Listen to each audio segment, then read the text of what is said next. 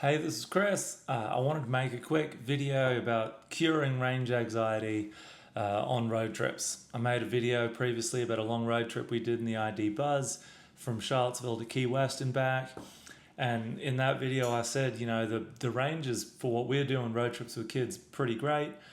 That one was almost all sort of major highway driving, and just by dint of where we were driving, sort of down the eastern coast through mostly major cities, we didn't have any problems with range anxiety. We managed to plot, I'll make it to this fast charger and that fast charger along the way, golden. We recently completed another more or less road trip in the ID Buzz. It was a little different. My wife and I and my best mate rode our bikes from Pittsburgh to DC along the Gap and C&O Canal paths, which is great. It's about 235 miles. We did it over 6 days. My in-laws came with us so they could have the kids in the car. We drove from Charlottesville to Pittsburgh, and then every day they met us where we were staying, which is not a terribly long distance because we're riding our bikes. That has to be that far. So it's about 60 miles every day. I didn't think it was going to be that much of a problem with the range of the car, or keeping a charge, because it was so short. But what I didn't think about much ahead of time is the fact that where that path runs, it's almost entirely through really small towns. I don't want to say in the middle of nowhere, but definitely not, driving through big cities. You're not driving on interstates, things like that. You're driving through these historic small towns along a railway and canal route. So it turns out there's not nearly as much charging infrastructure there. Now, one thing I did on this trip that I didn't do last time, at the recommendation of my neighbor, Dave, who's an EV pro. Hey, Dave, thank you. You saved my bacon. I brought our home charger with us. I didn't do it on the first trip because I don't figure we'd need it. I thought, what's the point? It'd be hard to find a 220 outlet to plug into. And at the dealer, when we got the car, they said, you can plug into a 110 outlet, but all it'll really do is sort of keep the car at its charge. It won't help you any. On Dave's advice, I packed up our home charger that's normally plugged in our garage into our 220, 240 dedicated circuit that I used to charge the car overnight. And I packed up the spare 110 outlet, standard outlet plug for that charger, just in case. And boy, am I glad I did. Because on day 3, I guess, we stayed at a B&B in Rockwood, Pennsylvania.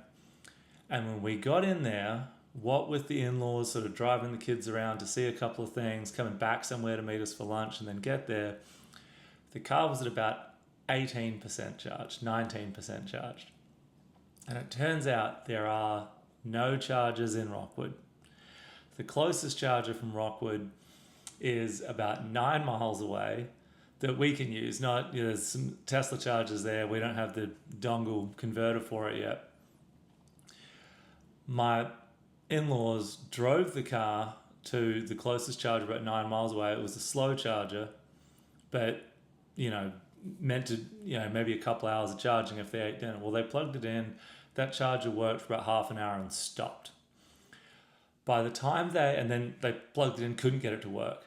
By the time they got back to Rockwood, the car's at about 16% charged. It's got, maybe if we're lucky, really scraping the bottom of the barrel, kind of scooping the last electrons out. It's got, I don't know, it was telling us 25, 30 miles. And the next town we're going to that seemed to have good charges is Cumberland.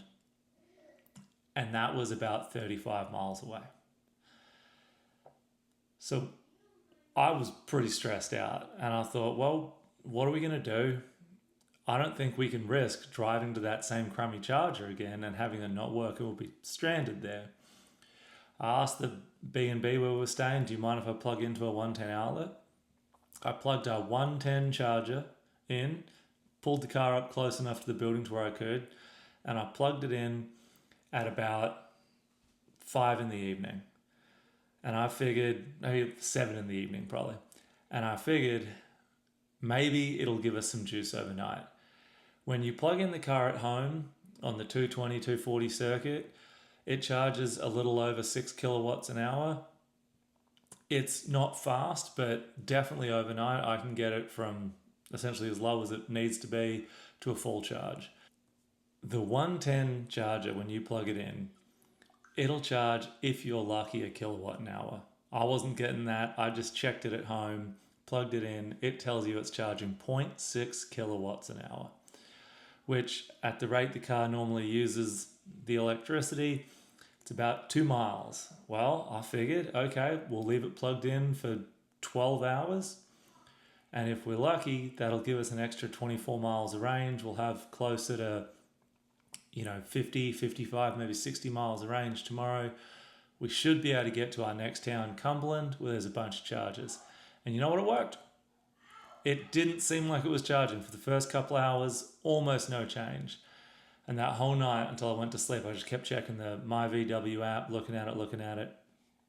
Finally, I see it starting to add some power. When we get up in the morning, the thing's charged to close to 30%. We got 72 miles of range. Pretty comfortable jaunt to Cumberland, where there's a fast charger they plugged in, played with the kids. By the time we got there on our bikes that evening, they'd already charged, gotten lunch, gone to the B&B, checked in, and the car's fully charged.